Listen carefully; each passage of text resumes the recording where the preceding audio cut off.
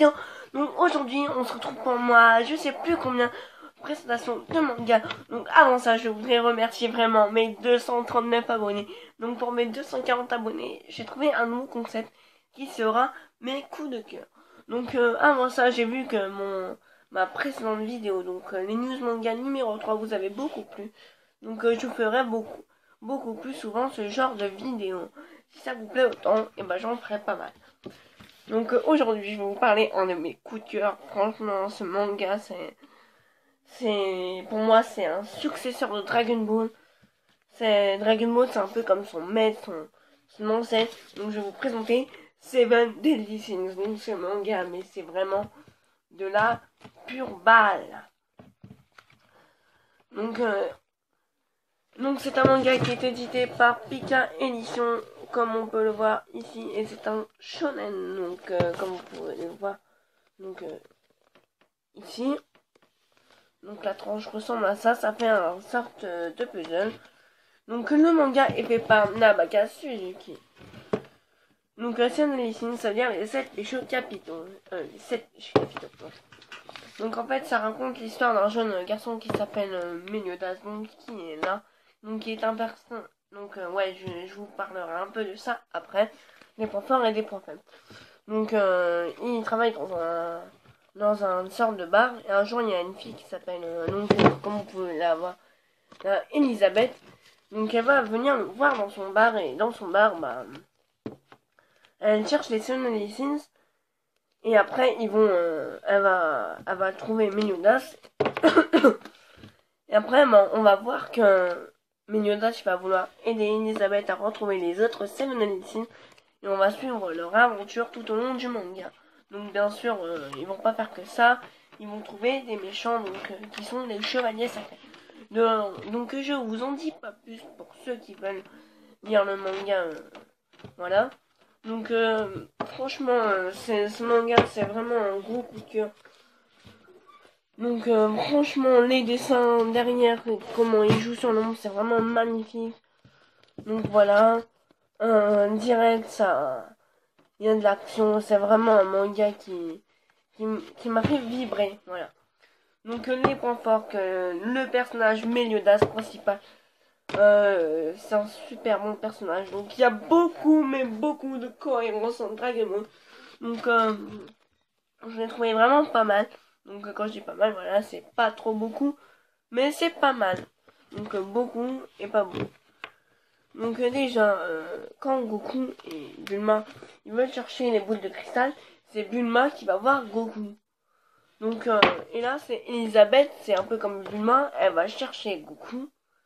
Et comme Goku avait une boule de cristal et mis ça en Seven Deadly Sins, donc déjà ça fait une cohérence. Donc après je vous laisse en trouver parce que j'ai pas envie de vous spoiler l'histoire. Donc voilà. Donc il y a l'aventure, elle est vraiment magnifique. C'est comme si on était avec eux tout au long de l'aventure. On s'attache au personnage du manga. Après on va voir d'autres scènes de Mythics, mais je ne vous dis pas comment ils s'appellent, ni qui sont et quand est-ce qu'on va les trouver. Mais voilà. Franchement ce manga je vous le recommande fortement. Donc après on a le petit cochon qui s'appelle Honk. Donc Meliodas et Elisabeth. Donc les trois personnages. Donc on a un peu de tout dans le manga. On a de l'humour, on a de l'action, on a de la baston. On peut avoir de la tristesse dans ce manga. On a plein d'émotions. On a même de la colère contre les méchants qui peuvent nous énerver.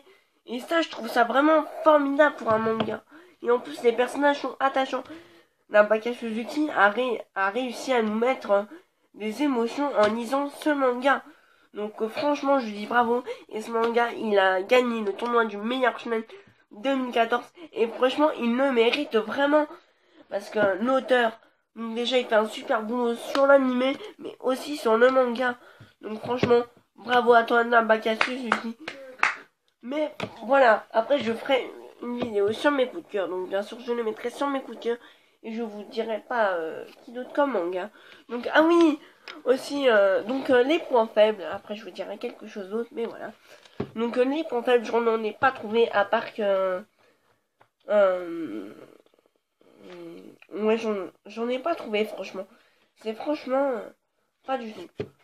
C'est juste qu'au début, j'arrivais pas trop à m'attacher au deuxième Seven Deadly Sins qui va arriver dans le manga, donc je vous dis pas quand et où. Mais au début, j'ai pas réussi à trop m'attacher à elle, mais au bout d'un moment, je me suis fait et c'est vraiment super. Donc voilà, achetez-le, je vous le recommande. Donc en France, il y a 13 tomes. Donc moi sur les 13, j'en ai 4 malheureusement, mais je vais acheter la suite bien sûr. Au Japon, il y en a 19 et c'est en cours. Donc l'animé, je ne sais pas trop, je vous dirai ça dans une autre vidéo.